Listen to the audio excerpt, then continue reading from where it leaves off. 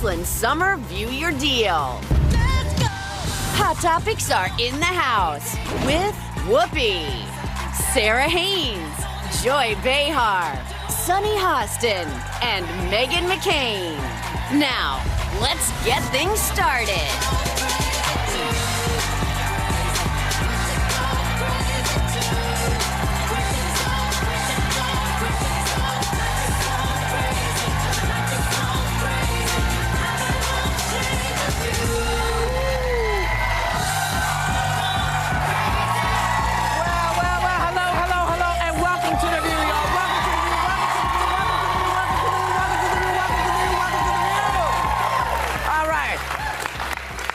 So, this weekend I was in Connecticut at an extraordinary school that has, it's called Goodwin College. It has 50% minority, 50% majority, average age of 30. Almost all the students take 2 or 3 buses to school. Most dropped out of previous attempts at college. Students are screened for food stamps, diaper banks, free childcare. Their school serves homeless vets, ex-offenders, domestic violence survivors, and the last graduation, which was Sunday, had 850 graduates, and almost all were verified at living wages or better. Goodwin College is doing amazing stuff, and thanks for letting me come up and see it all, because it was fabulous. So that's great. But right before we went on air, the Supreme Court sided with Colorado baker Jack Phillips, who refused to bake a cake for a gay couple, citing religious objections and artistic freedom. Here's what he had to say about when he was on our show last June. I'm not judging them. I'm not judging these 2 gay men that came in. I'm just trying to preserve my right as an artist to decide which artistic endeavors I'm going to do and which ones I'm not. Yeah. Yeah, so it was based on an artistic endeavor. So, for instance, I'm an artist. I'm a stand-up comic. I'm just giving myself an example. If they asked me to perform for a hate group or, say, Steve Bannon's birthday party, I could say no. I could say no. You know, based on my beliefs, and I think that it was similar to this, although it was a very narrow ruling, they're saying. So it does not spread out. You can back me up on this, the lawyer. It does not mean that every baker gets this same ruling. Am I right? Yes and no. I mean, it sets a precedent, but it is a narrow ruling. And I think what the Supreme Court was trying to do, and we talked about this on the show, trying to balance, of course, the gay couple's rights, but with also someone's religious beliefs. Yes. And that's a very difficult balancing act. I'm not surprised by the decision. I thought that was going to be the decision when we talked about it. But I want to read it more at length before I... But it's all about creativity. It's not... It's also about religious beliefs. Due to his religious beliefs, he also didn't make Halloween cakes, adult-themed party cakes, and although he didn't want to make a wedding cake, but he would make the gay couple he would serve gay people and sell to them, just not the wedding cake, which was something he specified here. I found he was a very lovely man and very rooted in his beliefs. I disagree with this because I just disagree on its face. I love the gays.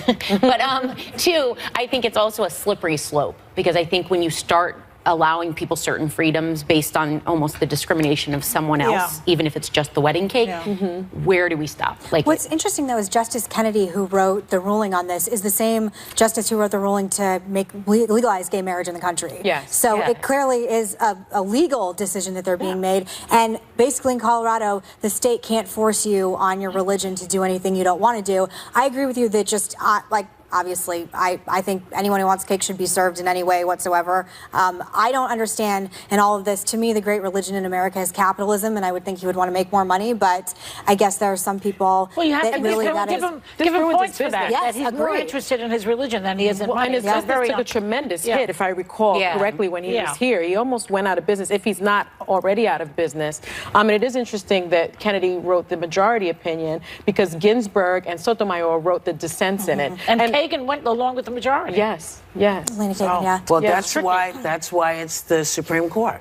Yes. Right? Yes. And that's why, even though people think you're going to vote my way, you just don't ever really know. No, you but the don't. question is, like, for example, he's saying that he doesn't want to do the cake based on then it's a creative thing. So if let's say, black person goes into a restaurant, they can refuse service and say, well, That's look, a protected class.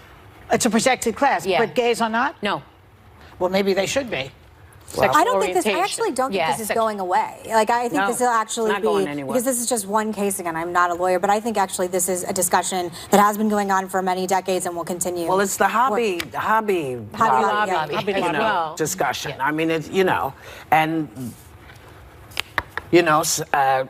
it's a very slippery slope because for people of color, for years they were like, well, you're not really a human. God told me you're not. And here it is in the Bible. Now, none of us ever said, wait, we got the same Bible. Where's that page in my Bible? But we didn't say that, so we allowed that to happen. But, the Bible also says you can't eat shellfish, and you're not supposed to be around women when they're menstruating, so we can pick and choose many things. That's the point. That's the point. But does it mean it lasted 100, 200 years with black people. But I do think it's important to note that this is a narrow ruling, like you said initially, and the court didn't issue a definitive. Sorry, is 7 to 2 narrow? Well, narrow in its scope, not in terms of the composition of the court. But the court did not issue a definitive ruling on the circumstances under which people can seek exemptions from anti-discrimination laws based on their religious views. So, for example, let's say there's a photographer or a florist that doesn't want to service a gay wedding. The court is silent about that. Okay. Until somebody brings the case up. Right. And so they may have another opportunity to also, what further if you're define a chef in a restaurant and you just don't want to serve gay people because your hamburgers are very creative or your paella is very special? Can you then use this as a precedent? I think it's less artistic expression, the way I'm reading it, than religious. I'm nervous of even sending a plate back of what they're going to do to my food. Someone doesn't want to bake me a cake, more power to them. They can go somewhere else. So, we'll be back with more Hot Topics. Still ahead, where's Melania? The growing speculation over why the First Lady has dropped out of sight. If you're in the white-hot center of the news, this is where you come to voice your view. Character matters. Truth-telling matters. Women are not going to be silenced. They're not going to be intimidated. They are going to speak their truth. Because this is the only place in daytime. This is the interview that meant the most to my wife, so thanks for... Taking on the newsmakers. What I do for a job doesn't impact my ability to know right from wrong or to tell the truth. We're The View. I take such pride in the idea that the president watches our show. He sure watches the show. Hello. On ABC. Deal for $20 or less on summer essentials. And author and political analyst Michael Eric Dyson's getting real about America's racial divide.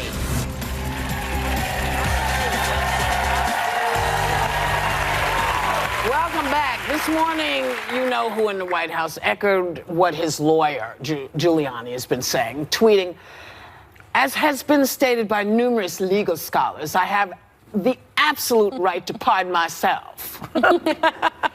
Even though I haven't done anything. So, does this mean he's above the law? You know what, before we even answer that, if you're innocent, why do you even bring up pardoning? Why do you say I can pardon myself if I've done nothing? Where is that coming from? It's like the no collusion. You keep saying it over and over again. Makes me think maybe there's collusion. My favorite tweet of the morning I texted to Megan because I almost fell off my pump. David Frum tweeted, Senator McCain's cue to reply, I like the presidents who don't need pardons. Oh, that's a good one. That's so good. That's really good. Right. And Giuliani talked to George Stephanopoulos yesterday as well. And they keep changing their story about misleading letters and Donnie Jr.'s meeting with the Russian lawyer. Take a look. I remember when this was first reported, Jay Sekulow was on my program, so the president had nothing at all to do with that letter. Later, Sarah Sanders said, well, wait, he sort of weighed in, but he didn't dictate it. And now this letter from the president's lawyers say very, very clearly he dictated the statement. How do you explain those shifting explanations? I think Shade was wrong. I mean, this is the reason you don't let the president testify. If, you know, our recollection keeps changing, or we're not even asked a question, and somebody makes an assumption. What? In the courtroom, we called shifting recollections lies. Yeah. That's what we call that. How do you that. have shifting recollections? We just called it a lie. But if you commit a crime, let's say I robbed a bank, I don't shift my recollection, I robbed the bank. Yeah. It's not like, did I rob it or didn't I? You remember differently, that's what you do. I mean, You he remember lied. that He said he didn't write the statement. And he did write the statement. I mean, that's just a lie. Interesting about it, too, is over the weekend, when I read this, Trump has an 87% own party approval, the second highest of any president at the 500-day mark since World War II. Only Bush after 9/11 had a higher in-party approval rating. So what's fascinating to me is the politics of this are permeating everywhere else except within the Republican Party. Why? Yeah. Why? I think right now we're also looking at the lowest record unemployment rate since 3.8% in May. Black unemployment rate fell to a new record low as well. So I think there's so many Americans that are there's just this cacophony of information, and it's hard for even me to follow, which I am open and frank about on this show. And I think people are just like, well, you know, if something happens, maybe. But 87% own party, I mean, that's almost a statistical anomaly. And going forward, it's hard for me to even imagine. We are the party of Trump completely, and it's hard for me to imagine what an election looks like still defending this when the most majority of voters don't And why care. is it hard to follow grab him by the genitalia? Why is it hard to follow the insult against your father? Why is it hard to follow the fact that he attacked Gold Star Because they're families? winning. It's not that hard to follow. Because they are winning. That's what it's not this hard to follow. They get it. Approval. They know what's going on. Within the Republican Yeah, Party. within the Republican it's not that Party. it's hard to follow. Let's get that straight. That's what I'm it's saying. not all of America. It's within the Republican Party. With the investigation, and like I could possibly pardon myself. And again, okay, what crime are you talking about? We're sitting here being like, collusion is not a crime. Like, what exactly are you talking about? And I think Giuliani, to a point, I don't think he's a great surrogate, but clearly we were talking about it this morning. Yeah. You guys do, because he's sort of like shifting the blame in this way where nobody's really understanding what's going on. And the issue. You know, his example he used was the idea of shooting Comey if Trump were to shoot Comey, and that's the language of a dictator. Like, I will shoot my... Tell the whole thing. Sorry. He said that Giuliani said Trump could even shoot James Comey in the Oval Office and still not be prosecuted. That is not That's true. a scary statement. That is not true. But I think what is this? You know what? It may be true. It's really not. You know what?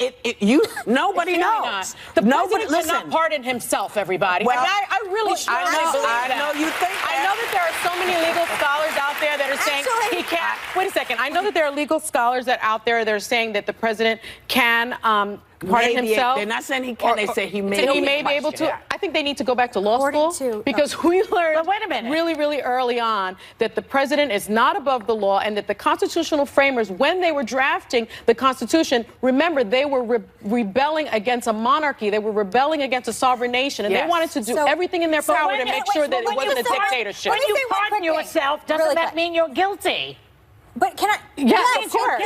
So why does he keep saying I'm going to pardon myself if he's not guilty? Go ahead, Megan. Do it. Going forward into midterms, if Democrats want to combat this, what Bill Maher said over the weekend I thought was genius. You've got to find something that fits on a hat in one way or another, because all of this that we're saying one way or another, it is not permeating. He can't pardon himself. He can't. There you go. He can't pardon himself. Bernie Sanders had a whole thing, a slogan. Can I tell him what it is? Sure. The slogan was for the Democrats. Democrats are for the working man, not the billionaires. And I think that has, I like fit on a hat. Fit on a hat. Too long? Sorry, We're out. Bernie. We'll Get be a back. bigger hat.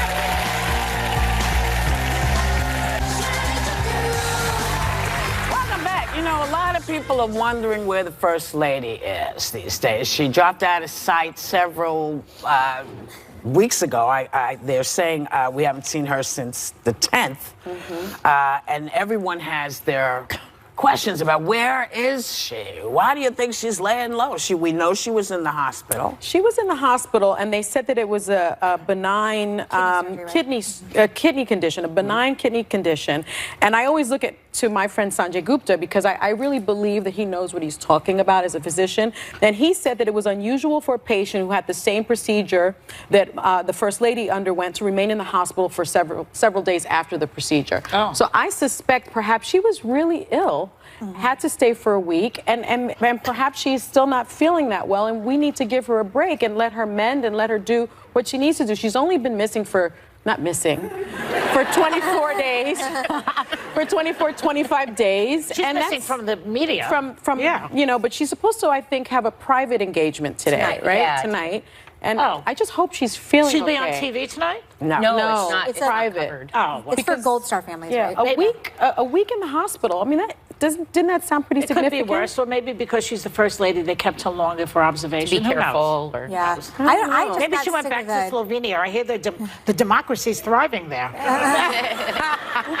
Sonny and I were just sick with a virus, and we were out, like down for the count. I mean, I was in bed on our weekend for 4 days straight, just binging Breaking Bad. So, you know, I haven't had a kidney surgery, but I would assume that, you know, it takes a long time to recover. I just, you know, she's my favorite Trump, as everyone knows, which is kind of a hard thing to find. And I just wish people would just continue to be respectful.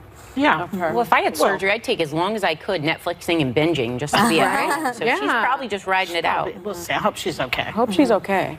She's fine. She's fine. You know, sometimes people just don't want to be out in the public. Yeah. She's got other stuff she's doing. So, you know, but some people were surprised that Rihanna broke up with her billionaire boyfriend, and supposedly it's because she gets tired of men sometimes. Oh, God.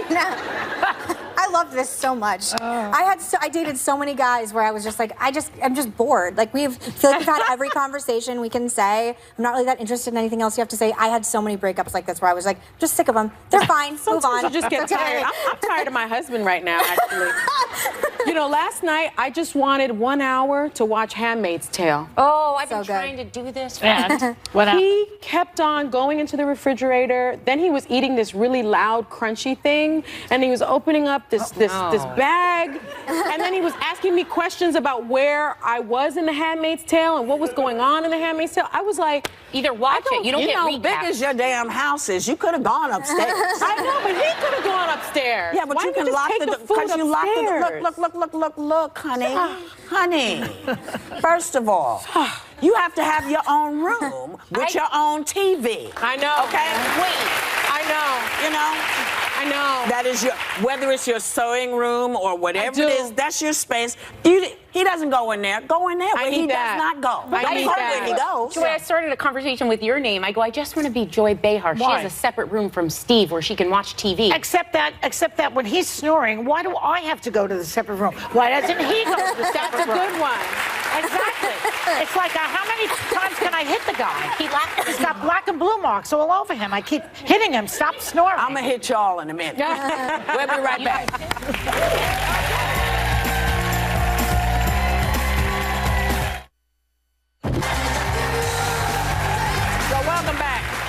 More women are making a decision not to have children, and it sparked the hashtag #ChildFree, encouraging women to feel good about their decision. But there seems to be all kinds of pressure to have kids. So do you feel that there's less pressure or more pressure, or it's all the same? Oh my God, the token barren womb at the table. I know. Okay, so every female mentor I've ever had, every single one, has brought up that you have to think about your fertility the way you think about work. Every single one. You have to think about realistic expectations of your age and egg rate and all that type of thing. I'm 33, going to be 34 in October. I cannot go anywhere without someone asking me if I'm going to have children or not. I just got married 6 months ago. I mean, can we just like give it? And by the way, Mom, I was home all weekend in Sedona, brought it up like 5 times, okay? I'm looking at you, Cindy, right now. But it is, I still think we're living in a society where it is more socially acceptable not to have children. I personally haven't made the decision yet, and that's fine. Yeah. But I think that there is still a lot of pressure, because I do think, and my answer right now is co-hosting The View, being a co-host on The View ain't good enough. I still have to have kids. But it is an interesting place for women where it doesn't matter what career pinnacle you get to. I still feel like people always ask. I think we have way more choice now. I think women's roles are not as traditional as they once were, or they weren't defined the same way. And I think that allows you to not be kind of judged just because you have ovaries, you should be using them type of thing. But I also think so many people have probably had kids along the way that that's just what they were supposed to do. Yeah. And I think that it's freeing that we're in a time that the woman talked about child-free, not childless. And I think that's an important perspective change. Well, you know, in Italy, the land of the bambini, they have zero population growth because I think it's a reaction formation because it was like a basta with the they stopped. It's not. We're not doing this anymore. What did you just growth say? is down. Enough. Okay. Enough. Hashtag basta. Well, the American birth rate, the American birth rate is down. It's only 3.8 million babies. Sounds like a lot. Were born last year. It's the lowest number in 3 decades, and it's even down 2% from 2016. We're in this country. Yeah, the lowest not in the world. in 30 years. In other countries, but in they're other countries, it's well, a lot of countries the birth rate is also down because people, you know, are just trying to figure out how to, you know, do their life. Yeah, economy's all over. Well, you know, it ain't just us, y'all. It ain't just us. Good. We'll be right back. What did author and political analyst Michael Eric Dyson tell Kanye West after he claimed that slavery was a choice? He's live on The View next. This week on The View, the hot topics are out of control. Oh, yeah. Plus, after being nominated for 12 Tonys, what do you do next? SpongeBob SquarePants the musical makes a big splash. And just look who's hitting the table with their views. Plus, the week's not complete without a sizzling political view. And look who's about to face the ladies, Newt Gingrich. So watch it. This week on The View. Tomorrow, Newt Gingrich hits the table to reveal why he says the president's promise to make America great again is going even better than he expected. And find out why SpongeBob SquarePants the Broadway musical is nominated for 12 Tony Awards when they perform on The View.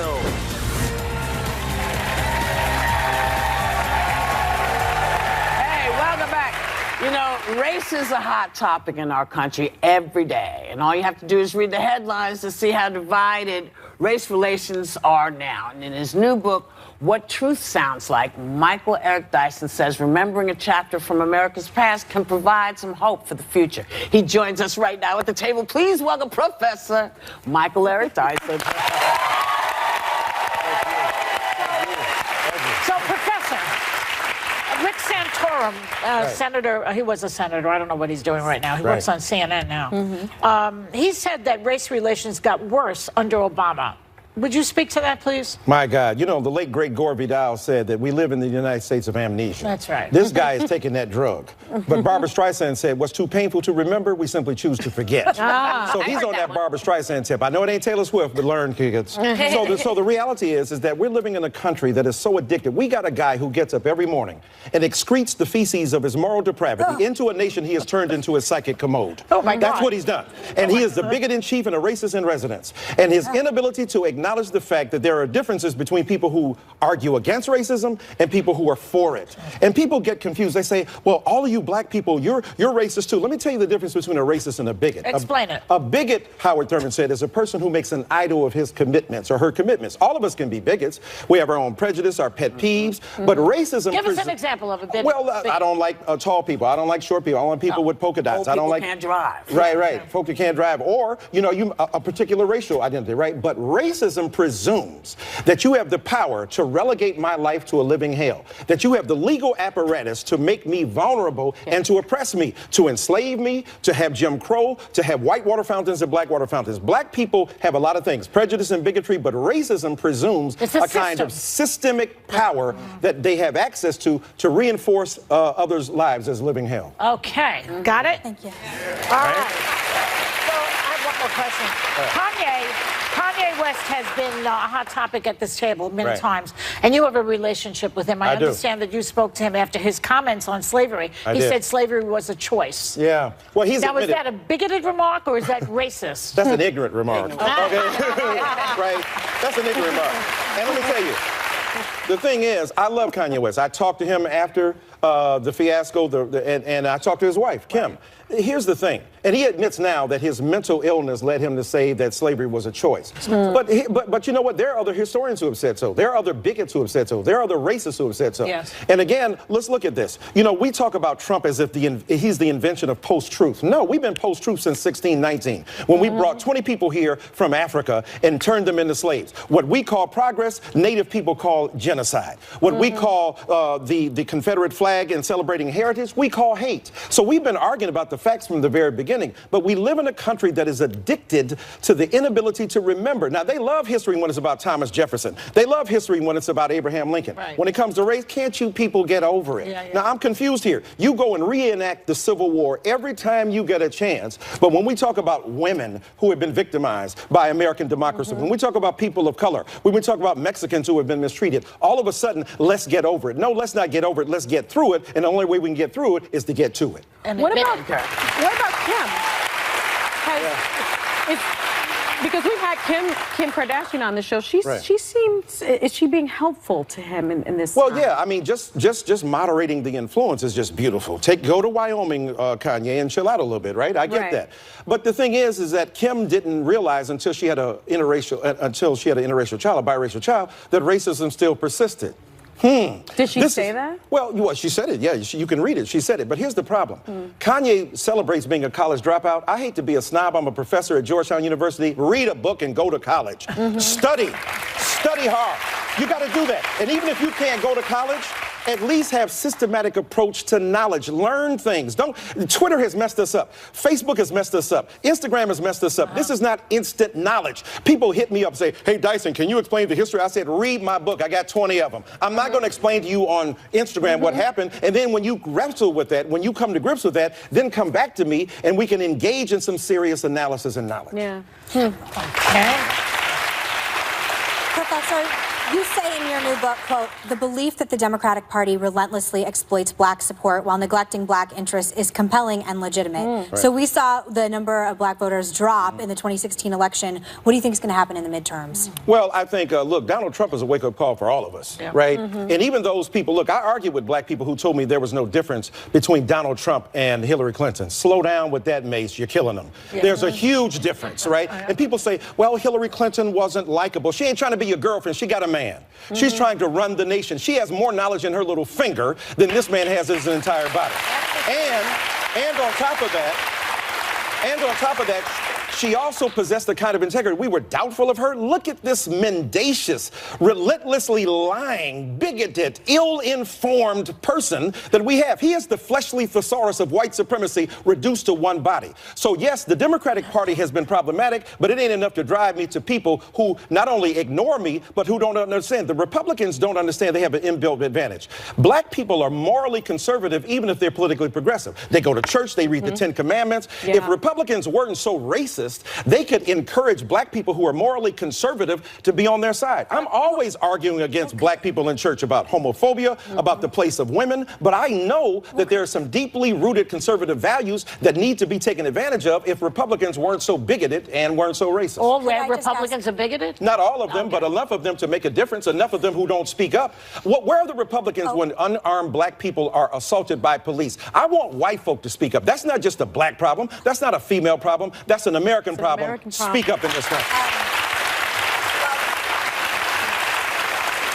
Obviously, you know, I'm a Republican. Absolutely. I don't believe all Republicans are racist. I actually think that kind of blanketing is dangerous. That's why I said they're not. Good. Okay, but I would like to know midterms. Right.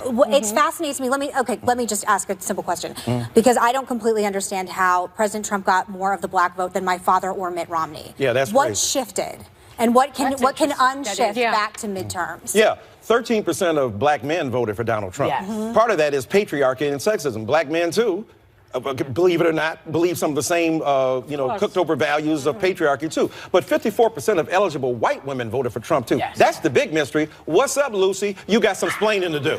So I want to know why white women, a man who said he could grab it, and don't blame hip hop. We don't grab it. We seduce it. We ask for it. We seek affirmative permission, right? And that's what we do. He's like a preacher. We're going. Okay, I'm sorry. We gotta go. And so I just want to say, you got to come back. It wasn't enough time. We just got to keep doing his new book, What Truth Sounds Like. RFK, James Baldwin, and our unfinished conversation about race in America is available tomorrow. And members of our studio audience, you know what? You're going to be informed before everybody else because you're going on with the college.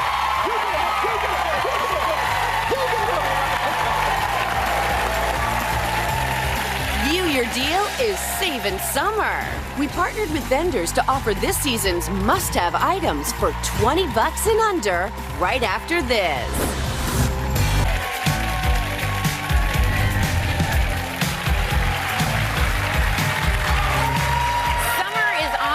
And we partner with vendors for at least half off stuff you'll love this season. But it's only while supplies last, so let's get shopping with lifestyle expert and friend, Greta Monahan. Hi, darling. Today is a huge day. Kicking it off big time because every deal here today, and I have a bonus deal, is under $20, 20 and under. 20 and under, so we can treat ourselves. Yeah. Great. Okay, so the first one I actually just put on you. I'm the model. It's the Bandy Pocket Belt. Okay, now here it is. This is a modern day fanny pack, you guys. And what I love about it is that you are totally hands-free. It's adjustable. It's totally weightless. And show them. Hidden pocket. Cool. And it's big enough to fit our passports, our big, larger phones, regular phones, keys, credit cards, cash, everything. So when you're in a park with your kids, wherever you are, you don't have anything in, you don't have any extra belt. And you don't have to stick it in your bra. Right. Love these. Okay, love these. No bra. Original price on these, 32 to 34. Today's deal, 16 to 17 bucks. Oh, that's a good one. Love it. Okay, this is called Smart Catch. You have my phone right there. Show is that your phone? Yeah, that's my phone. Ricky might call.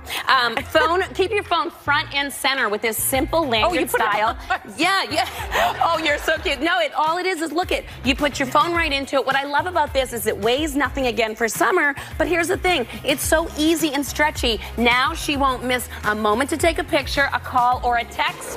It keeps you safe and smart all summer long. Original price on these, you guys, tons of colors, $26.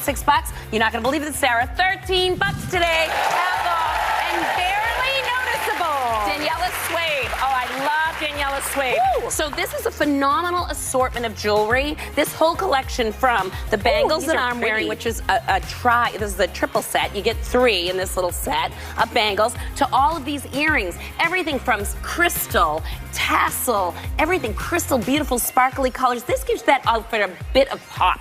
Whether you're at the beach or you're going to work or you're going out on the town. You look fancy at the beach if you're putting earrings in. And they're lightweight. They weigh nothing for summer. So they're big cute. Statement, not a lot of weight. Original price on this collection is $30 to $45. But Today's today, deal, $12 to $18. Yeah, worn them in the pool.